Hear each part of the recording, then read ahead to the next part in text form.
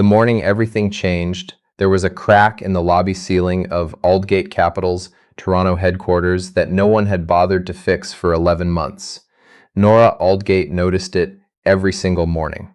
She would wheel herself through the glass doors, past the security desk where Dennis would nod without quite meeting her eyes, past the reception flowers that were always slightly past their prime. And she would look up at that hairline fracture running from the third light fixture toward the north wall and think, if I can run a $2 billion asset management firm, someone in this building can seal a crack in drywall. But no one ever did. And Nora had long since stopped asking twice about things that other people decided weren't urgent. She had been in the chair for 4 years. A black ice morning on the 401, a transport truck that jackknifed without warning, and a spinal injury that her surgeon described as incomplete, which sounded, the first time she heard it, almost optimistic. It was not optimistic. It meant she could feel everything and move almost nothing below the waist. It meant her life, which had been organized around momentum and forward motion, had to be rebuilt from the ground up. Literally. The Aldgate Capital boardroom was on the 4th floor. The elevator, installed when the building was renovated in 2019, was supposed to be state-of-the-art. It had been serviced twice since then by a firm called Meridian Integrated Systems, a firm that her VP of Operations, her cousin Stefan Aldgate, had personally contracted without going through the standard procurement process. Nora had not thought much about that at the time. Stefan had been with the firm since their grandfather's era. He knew the building better than she did.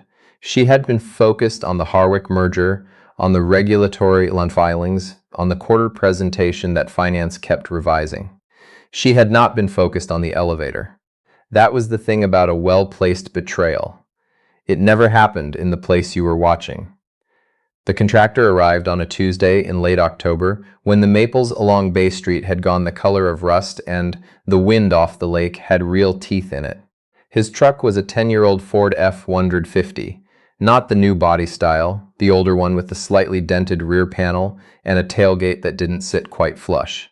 He pulled into the loading bay at 7:45 in the morning, which was 15 minutes before Nora arrived, and by the time she came through the lobby, he was already crouched at the base of the elevator shaft with a flashlight and a level. His name was Reid Calloway. She knew that from the work order. What she did not know, until she nearly rolled into him in the hallway, was that he had brought his daughter. The girl was maybe 6 years old. She was sitting on the hallway floor outside the elevator with her back against the wall, wearing a backpack shaped like a hedgehog and eating a granola bar with the focused intensity of someone completing an important task. She had her father's dark eyes and a gap where her 2 front teeth used to be. Sorry.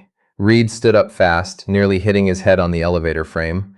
I should have. She's off school today, teacher development day. I couldn't get anyone to. It's fine, Nora said. It won't happen again. I said it's fine. She looked at the girl. What's your name? The girl considered this question with the seriousness it apparently deserved. Brecken, she said. But my dad calls me Brecken. Nora nodded slowly. How's the granola bar? Chocolate chip. Do you want some? I'm okay. Thank you. She left them there and went upstairs by the back stairwell, the one that the building manager had installed a chairlift on, the one that took 3 minutes instead of 30 seconds, the one she used every time the elevator was out of service, which had been 4 times in the past year. 4 times. In 14 months, she had flagged it twice to Stefan.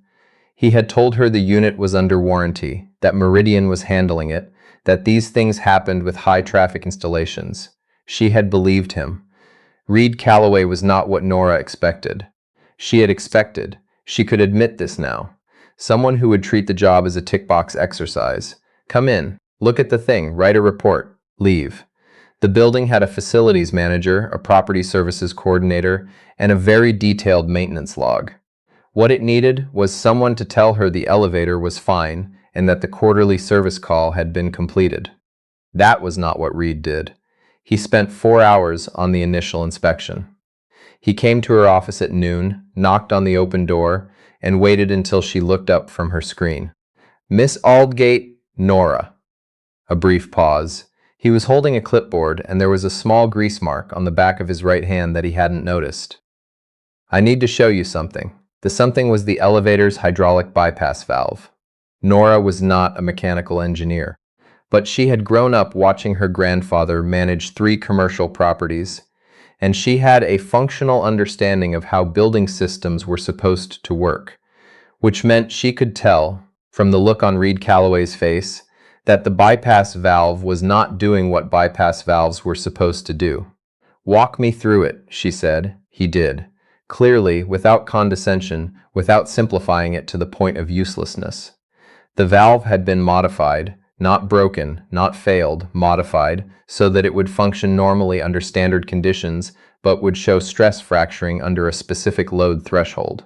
The threshold was, coincidentally, consistent with a power wheelchair.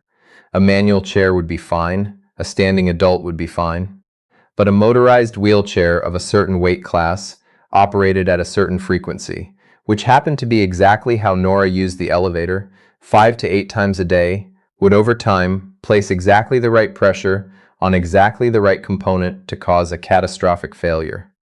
Not immediately, not dramatically, gradually. The kind of failure that looked like wear and tear. The kind that would go into an incident report as an accident. Nora did not say anything for a long moment. She looked at the schematic Reid had sketched on the back of a work order form. She looked at the valve itself, which was sitting in a clear Ziploc bag on her desk. "When did this modification happen?" she asked. "Based on the oxidation pattern and the tool marks, I'd estimate 12 to 18 months ago." Aldgate Capital had contracted Meridian Integrated Systems 14 months ago. "You said tool marks," Nora said. "This didn't fail," Reid said. "Someone made a decision." There was a moment, and she thought about it later, many times, when the scale of it became clear to her all at once. Not gradually, not in pieces, but in one cold and clarifying instant. The way you sometimes understand a piece of music you've heard 100 times, and suddenly, on the 101st, you actually hear it. Stefan had been passed over for the managing director role when their grandfather died. Their grandfather had been explicit in his will. The firm went to Nora because Nora had the degree, the regulatory background, and this was the word their grandfather had used, which Stefan had never forgiven, the judgment.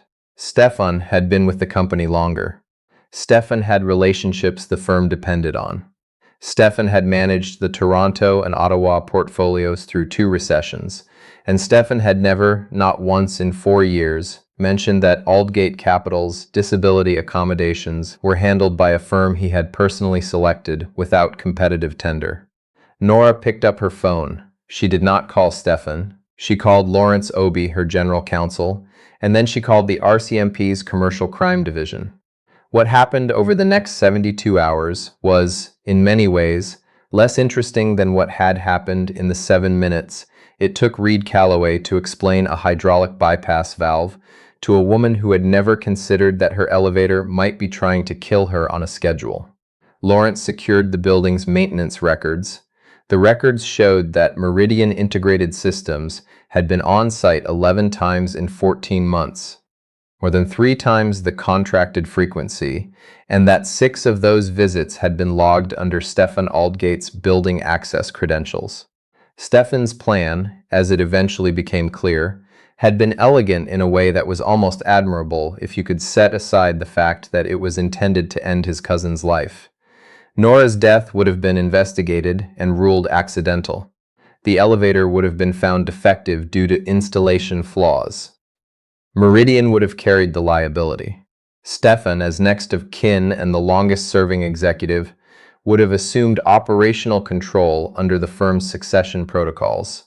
He had been working on it for 14 months. What he had not accounted for was a contractor who looked at a valve and asked why it had been touched by a tool when it had no reason to be touched by a tool. Stefan arrived at the office on Thursday morning at his usual time. He was carrying a coffee from the place on King Street that he had gone to every Thursday for 9 years, because Stefan was a man of habits, and his habits had never before caused him a problem. Nora was waiting for him in the lobby. She had asked Dennis, the security guard, to hold the front desk. She had asked Lawrence to be present. She had asked Reid Calloway, who had no formal role in any of this and no obligation to be there, if he would stay, and he had said yes without asking why, which she thought said something about him. Stefan stopped when he saw her. Something moved across his face, not guilt exactly, but the recalibration of a man who has suddenly realized the board has shifted. "Nora," he said, "you're in early. The RCMP will be here at 9, she said. "I thought you should hear it from me first." He set his coffee down on the security desk very carefully, as if the cup were the only thing he currently trusted not to betray him. "I don't know what you think, Stefan." She said it quietly. "I have the valve. I have the access logs. I have 14 months of service records that Lawrence has already filed with the courts as evidence." The coffee sat there between them. Outside, through the glass front of the building, a streetcar ground past on King Street, and a woman in a yellow parka walked a very small dog, and the ordinary Thursday morning continued as if nothing at all unusual was happening. "I thought," Stefan said, and then stopped. "I know what you thought." He was arrested at 8:53. 2 officers from the RCMP's Commercial Crime Division and 1 from the Toronto Police Financial Crimes Unit, because by the time Lawrence's team had finished with the records, the elevator was only the beginning of it. There had been fee diversions. There had been client accounts touched without authorization. There had been, buried in the Ottawa portfolio, a set of transactions that suggested Stefan had been building himself an exit for much longer than 14 months. Nora watched them walk him out through the lobby doors and thought about the crack in the ceiling that nobody had fixed, and the way she had stopped asking twice about things that other people decided weren't urgent. She was going to have to relearn that instinct. Reid was packing up in the loading bay when she found him. Brecken was asleep in the passenger seat of the truck, buckled in, her head tilted against the window and the hedgehog backpack in her lap. "She always do that?" Nora asked. "Anywhere, anytime. I have no idea how." He was loading tools into a box with the economical movements of someone who had packed and unpacked the same kit 1,000 times. She fell asleep at a Leafs game once. During the 3rd period, we were winning. Nora looked at the truck, the dented tailgate, the older body style, the kind of vehicle that got used. "I want to ask you something," she said. He stopped what he was doing and looked at her. Aldgate Capital's facility portfolio has 7 commercial properties in the GTA. The maintenance contracts on all of them are going to be retendered in the next 60 days. She paused. "That's not the question." A corner of his mouth moved. "Okay, when you were looking at that valve this morning, before you knew anything about me or the company or what was at stake, you already knew something was wrong?" "Yeah, how?" He thought about it for a moment, which she respected. He could have given her the glib answer, experience, instinct, the kind of word that meant nothing. Instead, he picked up one of the tools from the box, a small inspection mirror on an extendable handle, and he looked at it. "Because someone had been there," he said, "and there was no reason for anyone to be there. So the only explanation left was that there was a reason someone didn't want you to know about." He put the mirror back in the box. "I see that pattern a lot, actually. Things that are broken in ways they shouldn't be able to break on their own. Structures," she said. "Yeah, structures. Buildings, mostly. But," he glanced at the truck, at Brecken's sleeping profile, "it shows up in a lot of places." Nora looked up at the building. 14 floors of glass and steel, and 1 hairline fracture in the lobby ceiling that had been there for 11 months. She made a mental note to have it repaired in the morning. "The question I actually wanted to ask," she said, "is whether you'd be willing to do a full structural and systems audit of all 7 properties before the retender. Not as a contractor bidding on the work, as an independent assessor. Your rate, your timeline, your report." Reid was quiet for a moment. "That's a significant project," he said. "It is. Breck's school ends at 3:15. The audit timeline is flexible." He looked at her steadily. There was something in the way he did it. Not evaluating, exactly, more like confirming, that she had noticed the first time he knocked on her office door. He looked at things until he understood them. It was, she thought, probably why he was very good at his job. "All right," he said. "Good. She turned her chair toward the ramp that led back into the building. Send the proposal to Lawrence Obi. He'll get you the access codes. She was halfway up the ramp when he said her name. Not Miss Aldgate. Her name. She stopped. The crack in the lobby ceiling, he said, above the third light fixture, running toward the north wall. She turned to look at him. It's cosmetic, he said. Drywall compound and mesh tape. About a 40-minute job. I can do it tomorrow morning if you want. A beat. It's been bothering you. She did not ask how he knew that. 8 o'clock, she said. I'll have Dennis let you in. The audit took 6 weeks. It turned out that 3 of the 7 properties had maintenance issues that, while not criminal, were the result of years of deferred decisions and overlooked details, the kind of institutional inattention that accumulates quietly until one day it isn't quiet anymore. Reid's report was 53 pages. It was precise, readable, and organized with the kind of clarity that made Nora think he had written reports for difficult audiences before, which turned out to be true. He had spent 8 years as a structural inspector for the city of Vaughan before a contract dispute over a public school renovation had led him to start his own firm. His firm was small, 3 employees, including himself. It was, in the way of small firms run by capable people who hadn't had the right breaks, considerably more competent than its size suggested. Nora read the report in full on a Sunday afternoon, with a coffee going cold on the desk beside her. She flagged 22 items. She called Reid's cell at 5 in the evening to ask about item 17, which concerned the fire suppression system in the Yonge Street property, and they talked for 40 minutes. And at some point the conversation moved from the fire suppression system to the broader question of how buildings fail, and from there to how institutions fail, and from there to something that was no longer really about either buildings or institutions. Brecken, in the background, could be heard asking whether there was any more macaroni. "Give me 2 minutes," Reid said, not to Nora. "Go," Nora said. "Call me back." He did, 20 minutes later, and they talked for another hour. The retender process ended in January. Reid's firm was awarded the preventive maintenance contracts for 4 of the 7 properties, which was not the largest contract Aldgate Capital had issued that year, but was, her CFO noted, one of the most cost-effective. Stephen's case went before the Ontario Superior Court the following spring. His counsel argued diminished responsibility. The prosecution argued 14 months of documented, deliberate action. The jury took less than a day. Nora was not in the courtroom when the verdict was read. She was at a site visit in Mississauga, in a building that smelled of fresh concrete and possibility, watching Reid explain to a property manager why the load-bearing specifications for the parking structure had been underreported in the original engineering submission. "Someone made a decision," he said, almost exactly the way he had said it the first time, about the valve, in the hallway of her building on a Tuesday in October. The property manager looked alarmed. Reid looked calm. Nora's phone buzzed with a message from Lawrence.